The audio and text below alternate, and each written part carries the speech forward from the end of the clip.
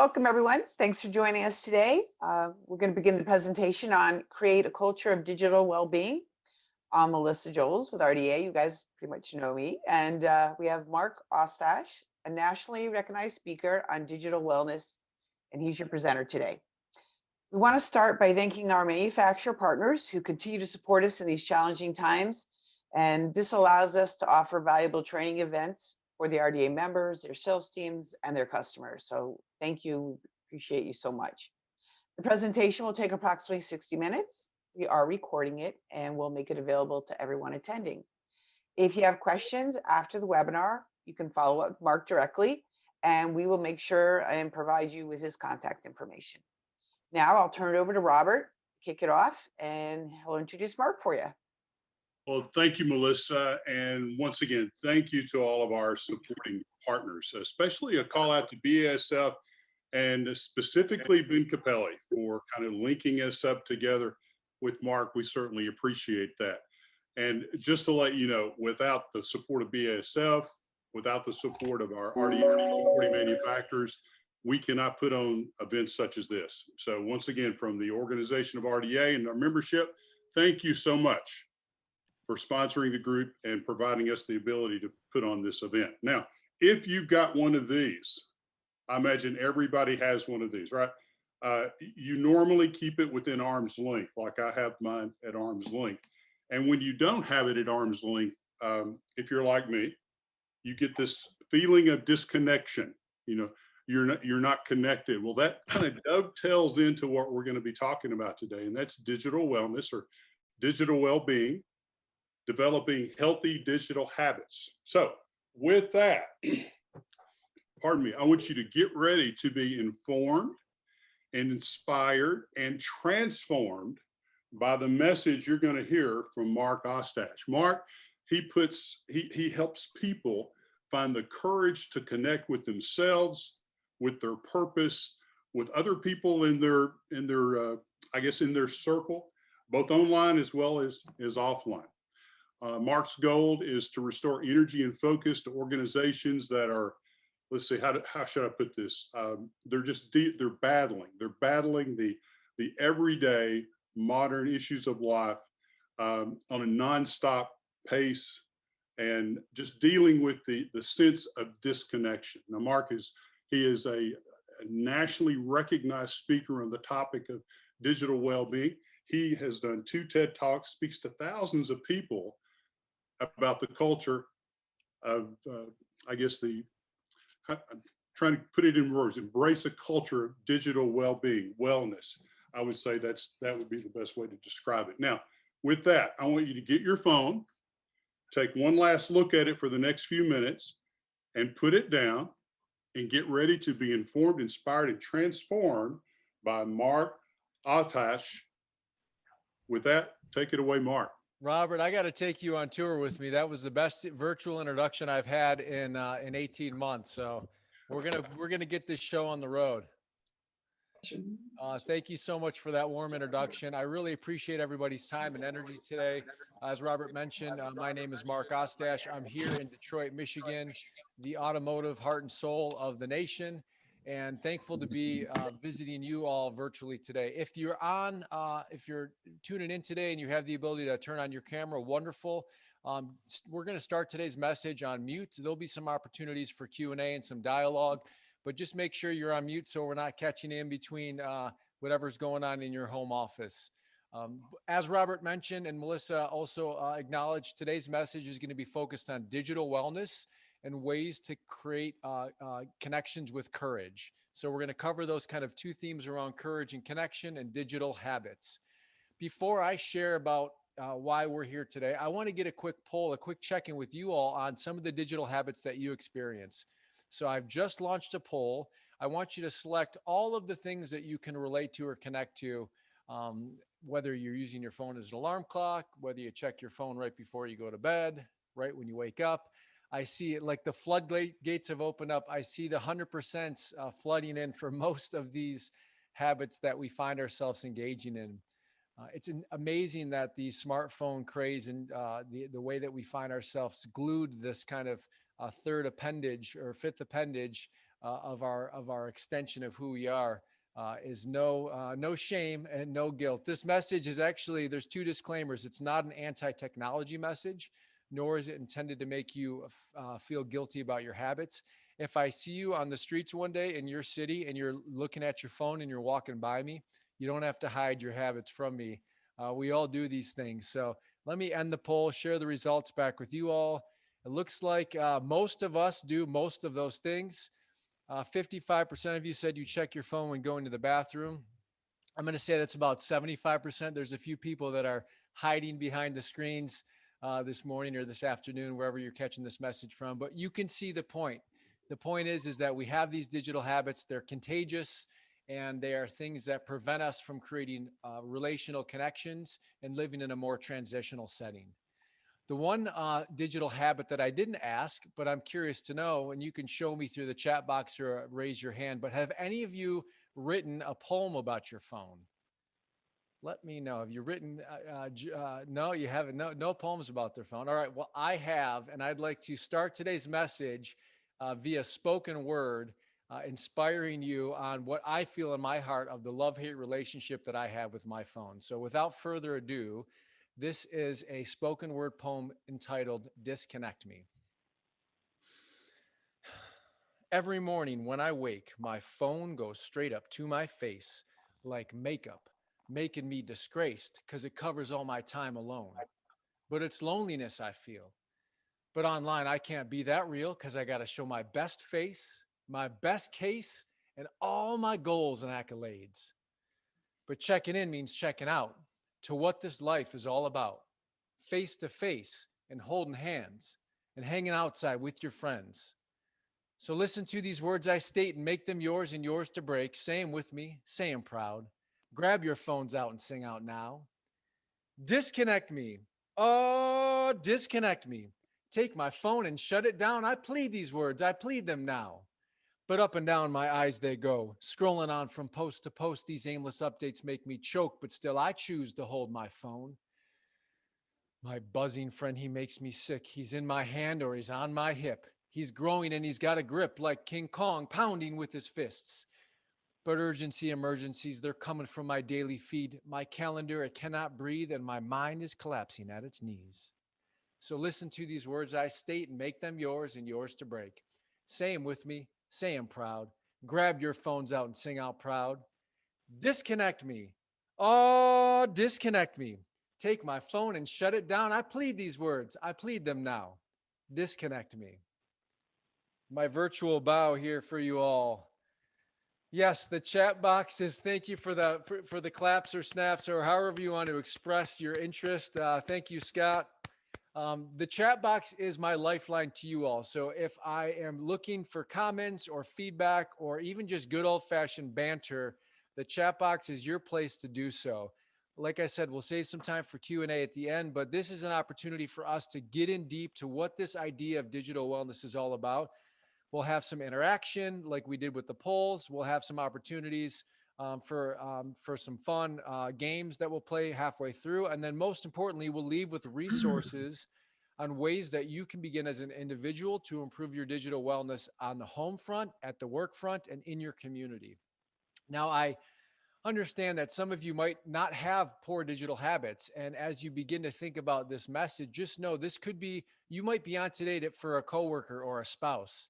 You might be listening to this message for somebody in your community that's dying to know ways to disconnect with their device so they can either restore their health, repair relationships that they're in, or just find more time to be with themselves and not just be distracted by the content behind their screen. So wherever this message finds you today, just receive the words that I'm about to share. And thanks for joining on this journey. I assure you this will be an eventful impact that we'll have together. For those that listen to Audible, I go at about a 1.5 pace in my speech. So if you need me to slow down or pump the brakes, just let me know. Otherwise, I'm going to keep the pace moving right along, and we'll share some resources at the end. So to that end, let me dive right back into the message. All right. So as Melissa and Robert both gave nod to, thank you so much for the manufacturing supporters that support RDA. That's why we're here today. Oh, And, I shared the wrong screen. So let me do that again. That was a different deck. Uno momento. We'll jump back in here. Okay, perfect.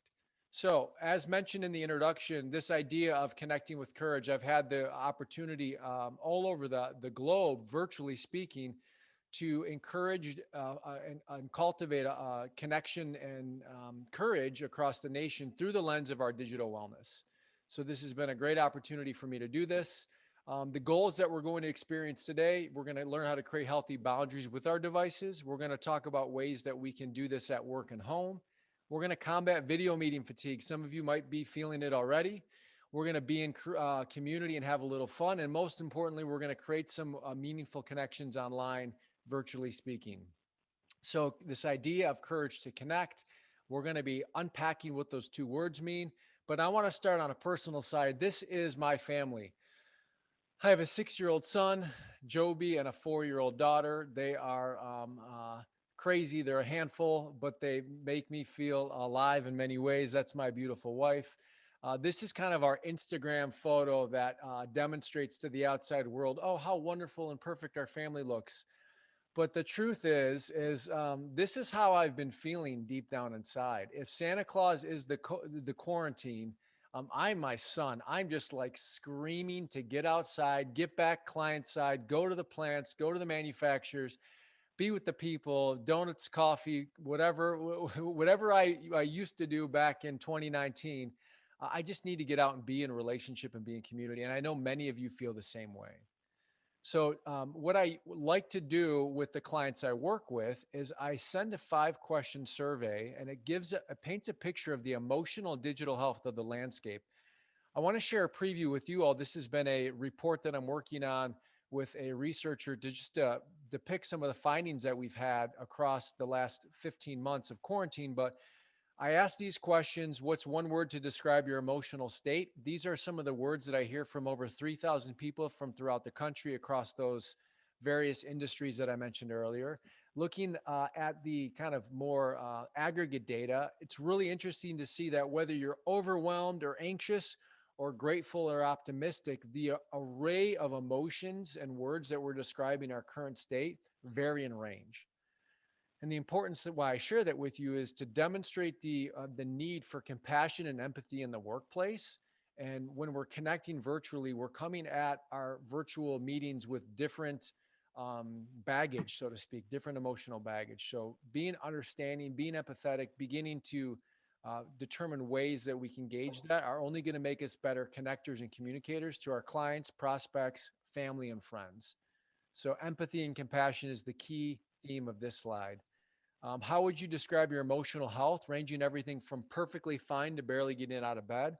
Again, it's interesting to think about at some of these organizations, some of them in which are in your industry, it varies. So it depends on the day for a lot of us, lots of ups and downs. It's nice that we're warming up here in the Midwest. Another question I like to ask is, how have you been dealing with your emotions, from repressing them to recycling them or to releasing them? So many of us have learned to repress or recycle our emotions. That creates disease and disorder, and that doesn't allow us to release our things through exercise or conversation or dialogue. All things important to maintain a healthy mind, body, and spirit. And I believe that a lot of the reasons why we're recycling or repressing emotions have to deal with the digital calories that we're consuming on the content of our devices. And lastly, how many Zoom calls or video meeting calls have you been on the last 2 weeks? Some organizations are a lot more video meeting heavy. Some aren't. Whatever it is, let's just say that these cold-blooded devices are now our connections and gateways into doing business. So we need to begin to modify and adapt the ways that we're connecting online. So we're going to experience an exercise coming up called If You Really Knew Me that demonstrates that we can create vulnerability through our online spaces. So to that end, the idea of this courage to connect, or how our digital life is impacted through courage, let's look at the root word of courage. It stems from the Latin word cor, which means heart. And its original definition, the word courage meant to share your story or tell your story with your whole heart, which is a different way that we interpret courage today in a modern sense, where we think of a firefighter as being courageous for running into the burning building. That's not the intention, the original intent of the word courage. So I'm going to push you all today on sharing your story or sharing your heart, and we're going to do that virtually. So this is an exercise called If You Really Knew Me. And it's just that. It's intended to create intimacy in our connections or share statements that reveal into me in which you see. So I'm going to model this for you.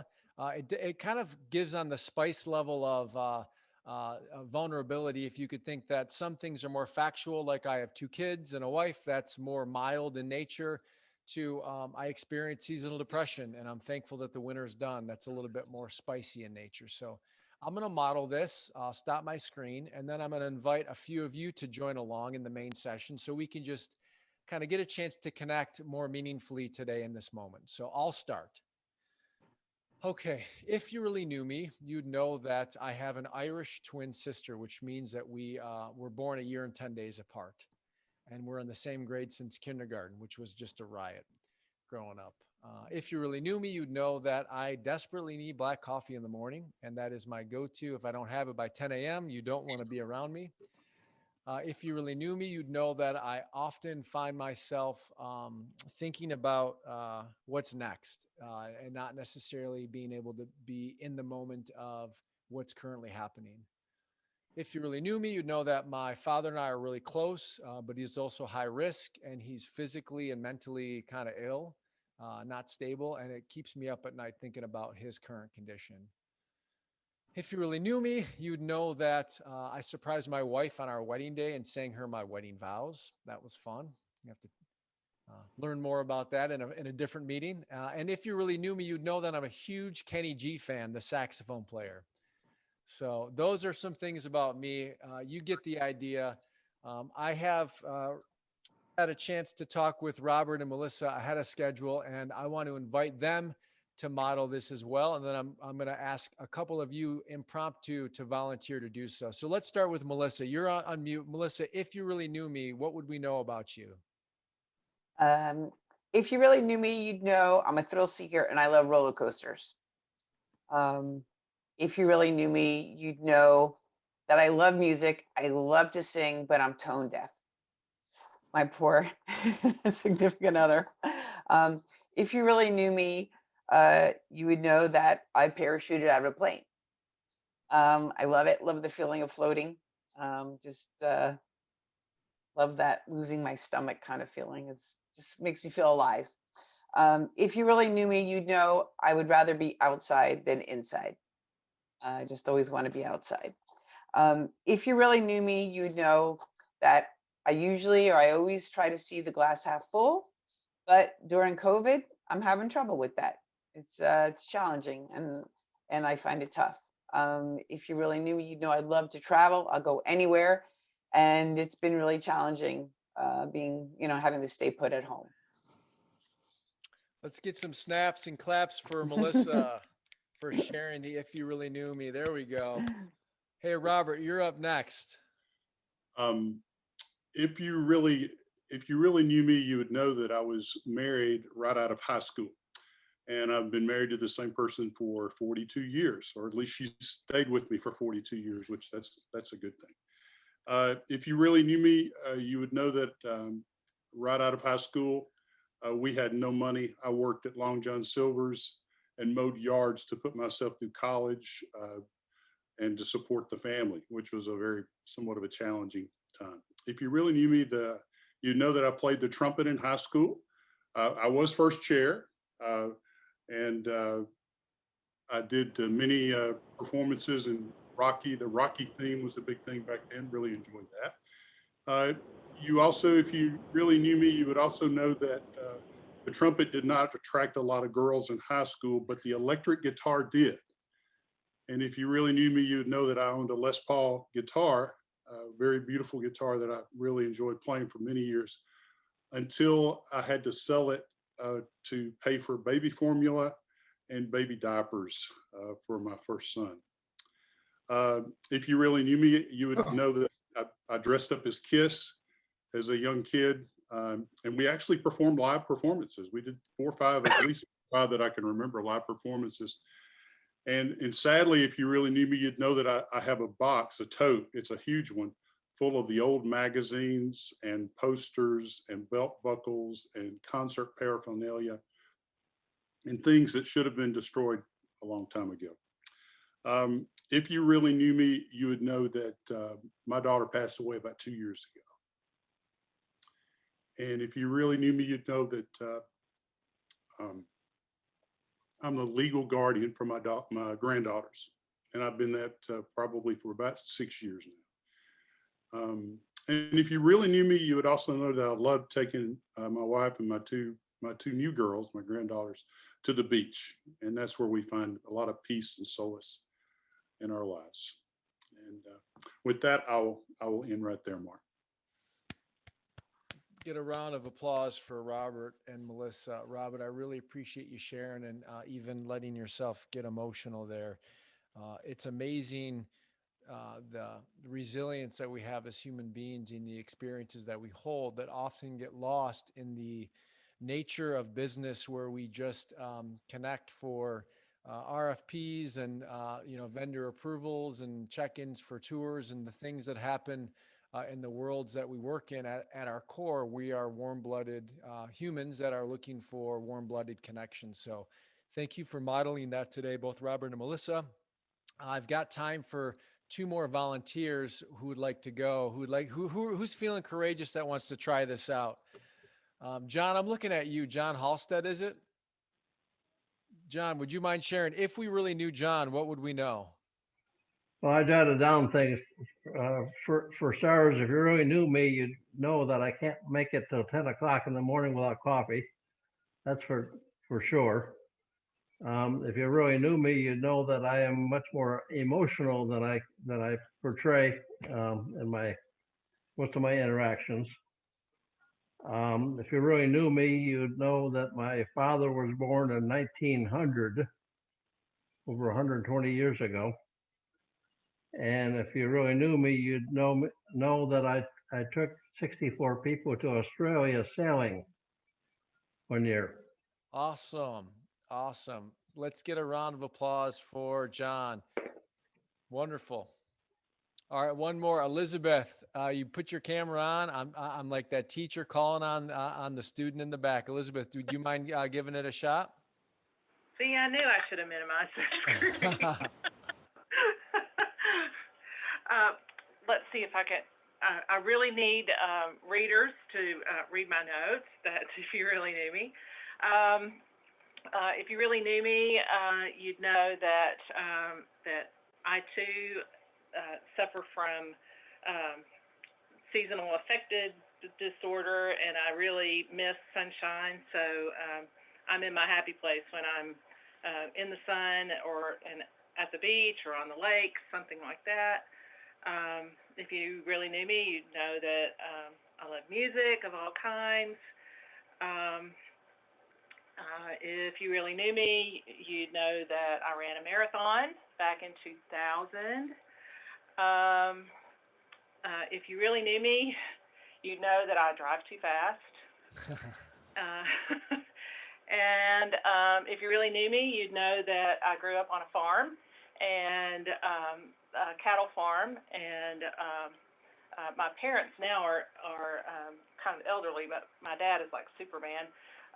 But last year he had an injury to his back, and so I had to go back to the farm as much as I could, and I had to remember how to run the tractor and lift those big round bales and feed cows. I love it. I think That's wonderful. Let's give a round of applause for Elizabeth. You all see how the game works, the exercise work, I should say. Now it's a chance for you to take this back into your workplaces, whether this be something you do in your one-on-ones, or if you're trying to, get warmed up to a potential client, or if you have a new prospect that you're looking to engage in. This is something that you can do virtually, or you can do it with your friends and family in kind of a family reunion, or if you're getting reconnected in some capacity virtually, test it out. So thank you all for sharing. I'm going to keep on moving right along with the message, and I appreciate that. So I mentioned earlier that I am a huge Kenny G fan. That was no joke. And I want to share a story about Kenny G and my father, who also happens to be named Ken. So here we are in the early 80s. This is one of those like memories that I'm not sure if I have it because of the photo or if I actually remember it because of the experience. But I believe that I remember kind of the smell of the summer sunshine and the sweat coming off my dad's back and the gasoline from the engine after we just got done cutting the grass together. And it was just this bond that was forming between my father and I that moved its way up to present day. So this is a photo from 2 years ago, 2 summers ago, here in Detroit, Michigan. We were at the Kenny G concert in Detroit. Now, we were at the Aretha Franklin Amphitheater, which is a 10,000 person venue that overlooks the Detroit River. It's gorgeous, a great place to catch a summer concert. The reason why this was such a significant night for us is because just 2 months prior to this photo was taken, my father was in the hospital on his deathbed with congestive heart failure. I mentioned earlier that his physical and mental health hasn't been in the best shape through a series of life events. But nevertheless, he was able to find himself getting a kind of a second lease on life after this photo was taken, made a full recovery. And here we are again at the Kenny G concert in Detroit a couple of summers ago.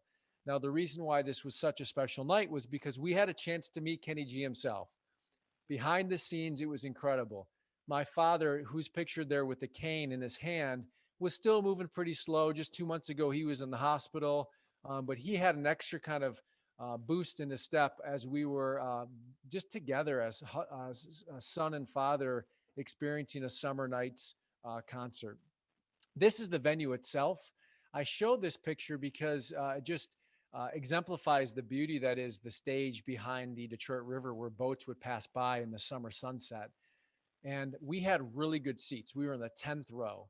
So as we began to go to our seats to sit down, our seats were actually like really far into the aisleway. And my dad's such a big guy and his cane was just kind of getting in the way. So we decided to test our luck and sit on the actual aisleway of the 10th row.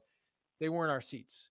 So right before the show started, somebody booted us out of our seats. And my dad looked at me and we looked a row behind us and the 11th row aisleway was open. So we decided to test our luck. And lo and behold, the lights begin to dim, the music begins to start, and the bass player walks off the stage down the center aisleway and sets a crate right next to my dad, like one of those milk box crates, touches my dad on the leg and says, "You have the best seat in the venue." And I want to share a quick video of what happens next.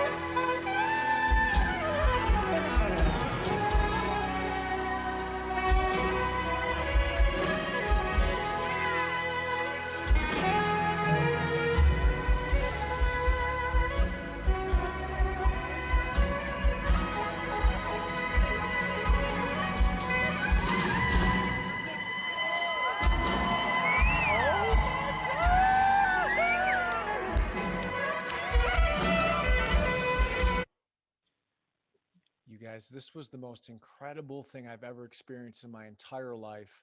Front row with Kenny G giving us a personal serenade amongst literally 10,000 people at this venue as I was holding hands with my father who nearly died just 2 months ago. So I really appreciate you listening to this story, taking the time to hear it. And it's just another reminder that human connection is rooted in emotional connection. And telling stories and being vulnerable and finding ways to connect can be done online. And it's an opportunity for us to dig deeper on how we can cultivate connections in our virtual environment. So you might be thinking to yourself, what does this have to do with digital wellness? Well, I believe that our emotions are daily impacted by what we view and do online. And if our emotions are disturbed by polarizing headlines from the political news, or if they are concerned with a friend's Facebook status that just changed from in a relationship to going through a divorce, or if we found ourselves looking at a GoFundMe fundraiser for a friend whose family member just died suddenly, all those are emotionally charged things that we're seeing when we're just picking up our phones and beginning to scroll and check through our devices. So why digital wellness? It's a great question, but from 2007 to 2017, our work world, our sleep world, and our kind of daily living all look the same. So the bar chart here, the only thing that varies in this space is our screen usage. So all things considered equal, how much we sleep, how much we work, how much we survive, going to the grocery store, to the bathroom, cleaning our houses, etc., are all remain the same, relatively speaking. But our digital life, our screens and our personal space have just exponentially grown. So when you think about that personal space, that's when you work on hobbies, your side hustle, connect with your family or friends. That time is being endangered. So the emotional fabric of humanity is being jeopardized by our digital wellness or lack thereof. So for you, your why might be you're mentally and emotionally drained from what you see on social media or from the news. You physically might be just kind of get that text neck, or your eyes are sore from all the video meetings you've been on in the last year. Or spiritually speaking, you might find that you're devoted to your news headlines or your bank account balance when you need to be devoted to something higher than yourself. Whatever your why is for you, I'd encourage you to kind of look at the rest of the message through that lens. So if we look at cigarettes and screen adoption, there's a similar storyline being drawn here. Back in the 30s and 40s, everyone smoked, everyone was doing it. Literally, this is nurses in a hospital that just are lighting up in between their shifts. Babies being advertised to their mothers to smoke Marlboro cigarettes. In the black text, it says, "Before you scold me, mom, you better light up a Marlboro." I know with little kids, the patience is thin, and sometimes I need a drag of something just to calm me from not, yelling at the kids. Doctors and dentists were endorsing which brands of cigarettes to smoke. And you can just see how this then transfers into the screen adoption. You see things like scrolling is the new smoking or sitting is the new smoking. We were designed for movement and fresh air, things that are sometimes hard to find on a day-to-day basis. But as I click through some of these slides, you begin to see the picture that's painted of just how widely our screen usage has been adopted, kind of blindly speaking. And as we begin to think about the impact of our relational health and our physical health and our overall worlds, I just want us to begin raising the conversation on what does digital wellness look like for you, and how do you begin being more aware of the digital calories you're consuming online and how that's driving the conversations you're having and the relationships that you're engaging with. Okay, moving on with the root word connect, which stands for Latin. Let's see here. Stemmed from the word con, which means to be together physically, or unity, to be unified. The original intention of the word connection means just that, to be together physically. So it's a far cry from where we're at today. So in the spirit of connection, I thought it would be good to play a game of true and false. Now, this is just highlighting some of the crazy times that we're in and giving you a chance to test out your typing skills in your true and false activities. So in the chat box, I'm going to share a statement, and I want you to put true or false in the chat box. So let's get things going. All right. Zoom marriages are now legal in New York. What do you think? True or false? What do we have? Lots of trues coming in, a few falses. And let's see what the response is. It is true. So yes, you can get married online. You can finalize your court appearances for an adoption. Let's say you can stream funerals and weddings online. All these things are happening over Zoom, which is just incredible to think about. All right. Speaking of incredible things to think about, whoop. Oh, you didn't see that. You didn't see that. Kentucky Fried Chicken creates a lunchbox that allows you to charge your phone. Is Colonel Sanders, is he creative enough, innovative enough to create a lunchbox that allows you to charge your phone? Now, I know a lot of you are saying true because you saw the slide ahead because I accidentally fat fingered it. But Gil, it is, I wish it was false, but this is true. Yes, it's called a Wada box. It allows you to eat your finger licking good chicken while charging your phone, demonstrating the need for our fork, our spoon, our knife, and our phones. These have become another kind of utensil in our daily living. All right, you can soften your facial features using a zoom setting. What do you think? If you're having that bad hair day or you're feeling like the wrinkles around your eyes are just in rough shape, can you soften them using zoom? Some falses. Greg thinks false. John thinks true. Coming in on mostly trues, a few falses for Kevin. This is true. It's a really simple thing called touch up your appearance. You just go to your settings, you touch up your appearance, and it just softens your face. It doesn't grow your hair back. I've written Zoom twice on that. Doesn't happen, but you never know, right? One can hope. This is the real me. I love it, Elizabeth. Yeah, that's the real you. And we all know this when we get a video request for a meeting, and if they say, "Hey, you don't need your video on," you know that you don't have to comb your hair or brush your teeth, right? It's just your with video or without. All right, digital hippies is a new generation that don't use smartphones. What do you think? Digital hippies are a new generation that don't use smartphones. True or false? Do we have hope in the future of humanity? Let's see. Lots of trues, lots of falses coming in. This is false, but I do believe my future prediction, you can quote me here at RDA, that one day we will have a subset of the generations that say, you know what, my mom, my dad, my teacher, my employer, they were all stressed and mentally exhausted from their smartphones. And we're going to go back to peace, love, and flip phones, or maybe no phones, and just go back to the earth and nature and the way things are. That's my hope, at least. Hopefully my children will experience that in some regard. All right, I like to refer to this subset of the generation called dippies. I don't think they'll like that name that I'm giving them, but dippies or digital hippies is I believe, to come soon. All right, and the last question for all of the marbles. Yes, Lauren, sign me up too. The last question is, there's a new trend where you can rent a farm animal to join your video virtual meetings. What do we think? True or false? True or false? I don't know if I have, if I think that that's actually possible, but I would like to bring to the stage as a special guest, Mambo the donkey, straight from North Carolina. Mambo, how are you doing with your RDA gear on? Haha, we're doing great. Feeling pretty sporty today. I love it. What's in that RDA mug of yours? Well, it was loaded with coffee, but now it's just water. Just water. That's wonderful. Mambo, what advice do you have for the members of the RDA Association today? Well, it's still to be found out whether or not stealing the boss's jersey was a good idea or not. Uh-oh. We Is don't know this. is that Robert's jersey? Says McKinsey on it. Uh-oh. Melissa, that was Robert's game-winning jersey from the 1998 championship. Oh, is this a good idea or not? That's too. Did you have to cut the jersey to make it fit? I know Mambo's a little leaner than Robert. Well, he had a really bad seamstress tackling it. Okay. Robert, do you have anything to say to Mambo?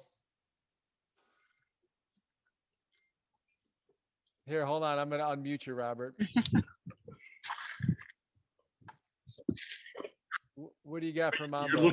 You're looking good in that jersey, though. I'm going to talk to whoever got it to you. We'll have a discussion. Yeah, I think that is Melissa or Georgia. We'll have a serious discussion. Oh, good. So he gets to keep it. Yeah, I guess. Yes. Yeah. Yes. He'll wrap you online. That's right. That's right. Any questions in the chat box for Mambo? His favorite foods is Doritos. He's 8 years old. When he's not, on camera, he's probably licking some hay or going outside, just grazing in the grass. Nah, he likes chewing horsetails too. Chewing horsetails. Is Eddie the horse around today? Is Eddie well, around? there's one way back there in that pasture, but all right. Well, they're all pretty far away. I don't want to take the spotlight off Mambo, but hey, everybody, let's give Mambo a round of applause. Carrots plug the system from Gil. Yes, don't eat too many carrots, Mambo. We want to make sure you're staying regular. Wonderful. Any final words for Mambo for the folks that are feeling zoomed out today? Get outside for some fresh air, maybe? Oh, totally. Wonderful. Well, thank you so much for your time today, Mambo, and we will see you soon. All right. Have a great meeting. Wonderful, wonderful. That was just just another example of ways that we can get creative in our virtual worlds, and nothing like renting a donkey to join your Zoom session. So listen, we are rounding the 40-minute mark. So we have probably 10 to 15 minutes left of content before we open up to some conversation and dialogue. Let's pause, take a minute for some movement. I believe movement and breath are the two key ingredients to a healthy digital life. So get up, whatever you have to do. If you got to get some tea or coffee or just move around, stretch your neck out, check your phones really quick, but don't get engaged in email. And I just want to lead us through a quick exercise called 4x4 breathing. So I want to invite you to place your hands in your lap or to your side, and just follow my voice along as we take a moment just to check in with ourselves and to get centered. So shut your eyes and just slowly begin breathing at your own pace. And as you begin to breathe, just notice where your feet are. If your feet are on the floor, notice where your butt is in its seat, and just begin breathing. And as you focus inward on your breath, just let go of any thoughts or any concerns about what you have going on this afternoon or what your next to-do list is. And instead, just create awareness, some space within you. And as you begin to breathe, just notice any thoughts that are flowing by. Just watch them like you're sitting next to a river and the river of thoughts is just flowing by. You're just sitting there observing them. Got your feet in the grass, your socks and shoes are off, and you're just relaxed. The sun's on your back, and as you begin to feel the sun, just picture a bright white light covering you from head to toe. And continue to deepen your breath on your own. I want you to take a few deep breaths at your own pace. And for each deep breath you take, just picture that bright white light just filling your body with every breath you take. And every exhale you have, any darkness, any tension, any anxiety, just leaving your body as the bright white light fills each and every space within your body. And as you begin to feel that bright white light just radiating from your head all the way down into your feet, I just invite you to take one final deep breath in and exhale with an audible sigh. And open your eyes, shake your shoulders. Hopefully nobody fell asleep on me there. And that is a great way to lead meetings within your organization when they're going long, when you're feeling like people are disengaged. 4x4 breathing or movement is a fantastic way to improve your digital well-being as we all continue to kind of work in this hybrid work environment that we find ourselves in. All right, so we're going to shift gears in our final kind of 10 minutes. I just want to reference, this idea of our emotions being so tied to our decisions and our interactions. This idea of scrolling like this, it's also known as PTSD or post-traumatic scroll disorder. I say that with some sensitivity, knowing that PTSD is a real thing. I've had some good friends that have experienced it, but the point is that the micro doses of trauma we can experience through scrolling through our phone are real. The Wall Street Journal reports, also known as doom scrolling, where we check our headlines, the COVID stats, or our stocks before we even get out of bed or before we go to sleep. That does not make for a restful night's sleep, nor does it make for a good start to your day. So if you're feeling depressed, anxious, or stressed out, do not doom scroll. Find a different way. Step into journaling, reflection, scripture, whatever it is to you that's relevant to your way to start and activate your mind before you fill yourself with content. Fill yourself with something more significant first. The digital calories we consume that we aren't aware of often look like this smorgasbord of unhealthy, high saturated fat content, or calories, I should say. I'm a big donut fan, don't get me wrong. But you wouldn't eat this before you go to bed or before a big presentation or customer meeting expecting to be on your game. So the same thing is equivalent for your digital life. Don't go doom scrolling in bed and expect to have a good night's sleep. So all this is to say there's ways to start to eat and digest healthy digital calories. Now, healthy digital calories could come in the form of things as simple as sending an encouraging message to somebody who's in need, or maybe even commenting on a social media post that was that you connected with, where you found yourself feeling empathetic for that individual, and you can send them a message or even give them a phone call. Or even as you heard in the If You Really Knew Me exercise, some of you might know Robert or Melissa or John or Elizabeth, who shared personally, or if you don't, reach out to them and say, hey, I really connected with what you said. Let's begin a dialogue on what it is that's probably not related to work directly, but is related to you as an individual. So the point is that there's ways that we can use technology as a tool and remove the temptation from doom scrolling and empty digital caloric consumption. And healthy digital calories is a great way to start viewing the content we digest. So before I share 5 ways that you can begin doing that, I just want to just comment, in the space of the pandemic, feeling overwhelmed, feeling exhausted, feeling like our cup is half empty. There's an acronym that I want you to write down or take a picture of. It's called HALT, and it stands for, are you hurt? Are you angry? Are you lonely? Or are you tired? For those of you that have young children, or even are just living with, kind of in close confines with your significant others, or even if you're alone, you can ask yourself this question. When you're feeling reactive and irritable and ready to kind of, hangry, so to speak, is another term my wife and I like to use. Ask yourself, am I hungry, angry, lonely, or tired in this moment? And that could just be that little bit of a disruption before you go reacting in a way that isn't pleasing to those around you. And the same thing holds true if you're around a spouse or a family member, or even a coworker, and you can just tell that the anxiety or tension is high. You could cut it with a knife, so to speak. Ask yourself, are they hungry, angry, lonely, or tired? So HALT is a great way when you're feeling overwhelmed to just kind of intercept that emotional charge and begin to calm yourself before you say something or do something that you're going to regret. Resetting, restoring, and recalibrating. That is the theme for folks that are looking to not just get lost in the reactive nature of our frustrations and our emotions. Peter, interesting. It says the German word halt means stop. Wonderful. So yeah, you stop. You want to stop those emotions. And I believe that there's ways that we can get creative, especially in a quarantine. If we're still on lockdown in your regions, or if you still need to feel like you need some space. But here's Robert with his granddaughters playing in the snow. Robert, when I was looking at this picture, the love you have for them is just coming through in these pictures. Anything you want to comment on the on Frosty the Snowman there, or those matching boots? We had planned to, when the snow started coming, they were ready to do this immediately. And I think this was after 2 days worth of snow, and it finally got to the point where we could do it together. We had to make a small snowman because there was physically no way for me to make some huge monster snowman. But we had a real good time. They enjoyed it, and it was cold, and we got back inside the house real quick after we took the photos. We had a good time. I love it. Hot chocolate with grandpa. I'm sure you are an extremely perfect guardian for those girls that you have responsibility for. So I speak on behalf of the folks on the call. Thank you for your sacrifice and for your love for them. Yeah, we have a good time. We're glad to have them.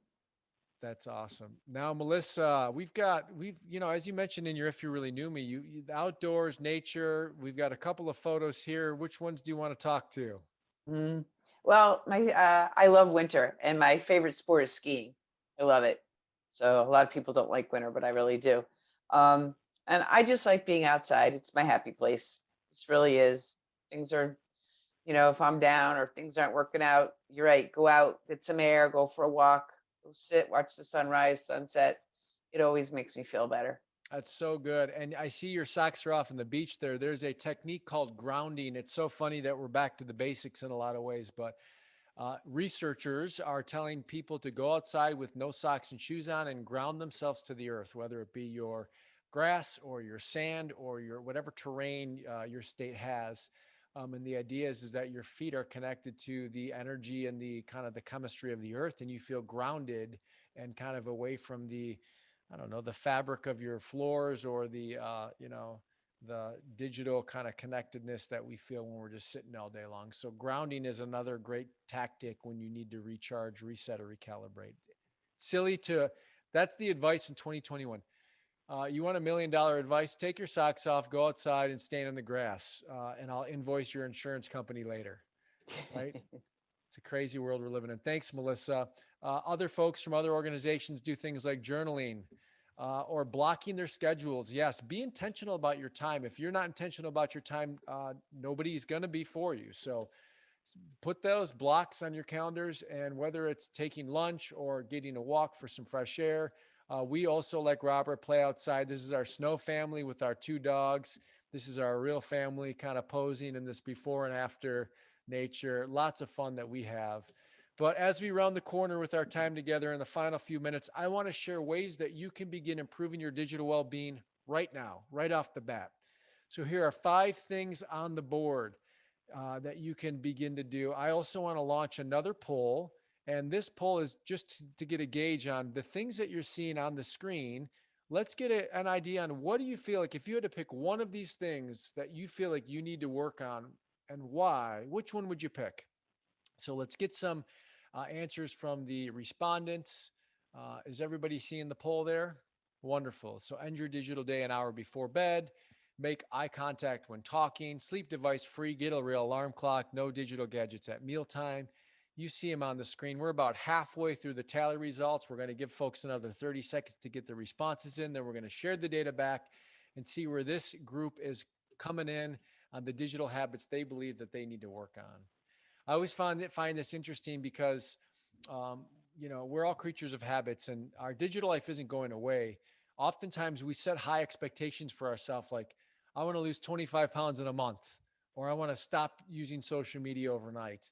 And these cold turkey techniques oftentimes fail, a few days into it. So there's this idea in psychology called replacement therapy, and it's rooted in addictive kind of counseling, but it says that if you're going to quit something or stop a behavior that's not serving your highest good, you need to replace it with something else. So for example, if you're going to take a digital fast 1 hour before bed, you need to do that same thing. You need to pick that same hour of the day so you create a habit of it. And then what are you doing in that hour so you don't find yourself bored reaching for your device? No digital gadgets at mealtime. That was a good front runner. And make eye contact when talking. Yes, I believe that our eyes are the gateway to our soul, and the forehead, as we look at our phones, are the gateway to our forehead, just a bony forehead.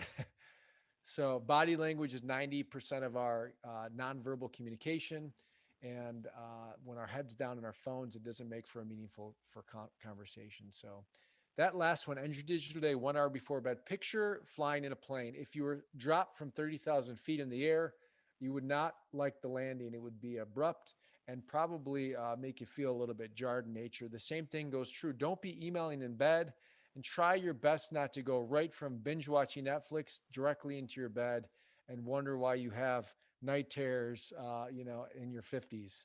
Whatever the case is, your digital wellness is yours. Tiny shifts create big changes. So begin thinking about, if you're going to take a break from social media, what are you going to do with that free time? You're going to take up a guitar? Are you going to retake up trumpet? Are you going to learn how to knit? Are you going to call that friend spontaneously that you know has been on your mind because they're going through a hard time, and not just send them a Facebook message? Whatever it is, your digital well-being is a great way to begin thinking through ways that we can do that. Okay, 7 minutes left. Couple more things, and then I'm going to open it up for dialogue. But how can you create more meaningful connections? This is another way in this idea of creating courageable connections or incorrigible connections online. We saw this today. We led with positive energy. We told a story through the Kenny G story. We shared something personal through the If You Really Knew Me story. We played a fun game with Mambo the donkey in True and False. And this last area that I believe is probably the most important area is we need to extend compassion and empathy to each other in the workplace. We're overwhelmed, we're fatigued.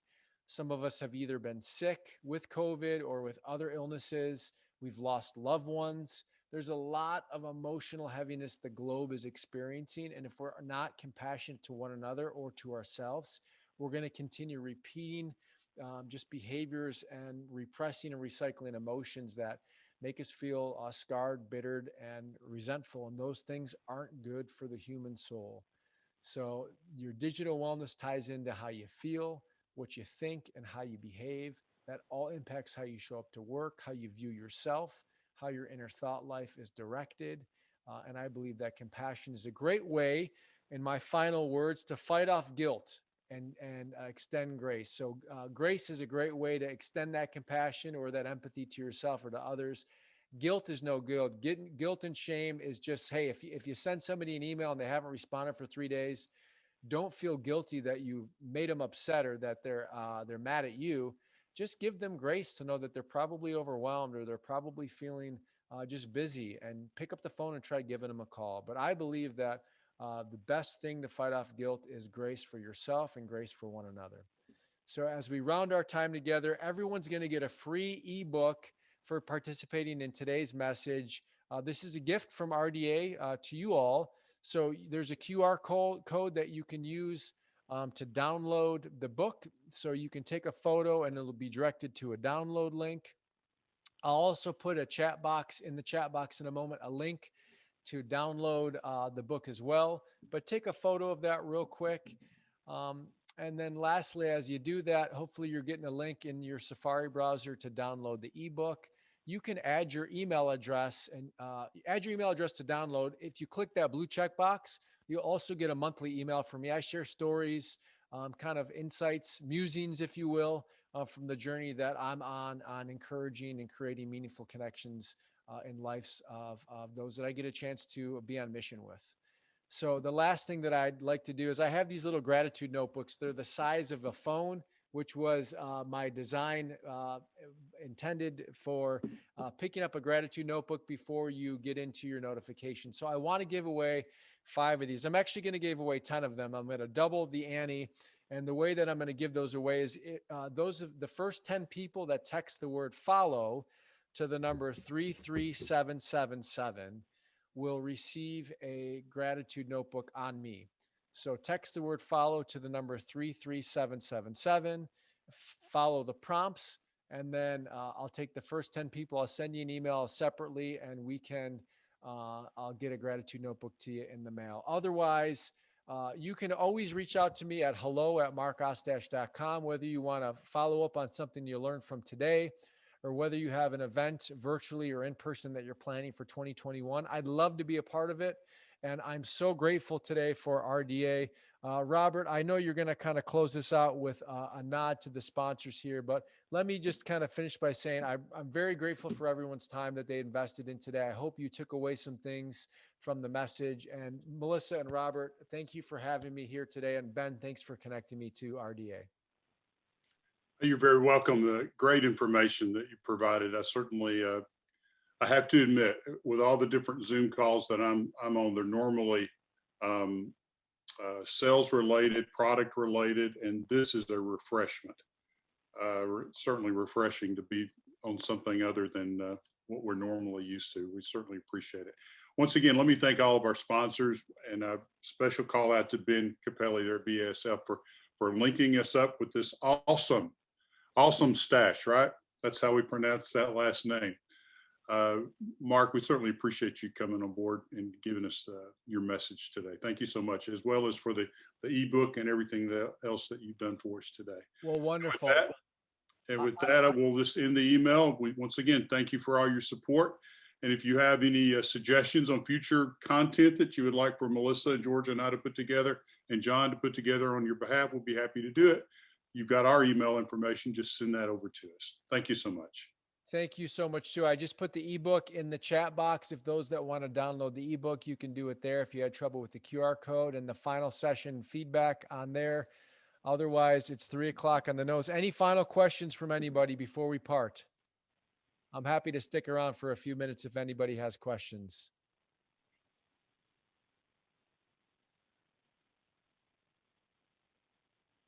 Wonderful. If you heard something on the If You Really Knew Me exercise from one of your peers, follow up with them. That's my challenge to you. Otherwise, thank you so much for your time today. Good luck, and we'll be in touch.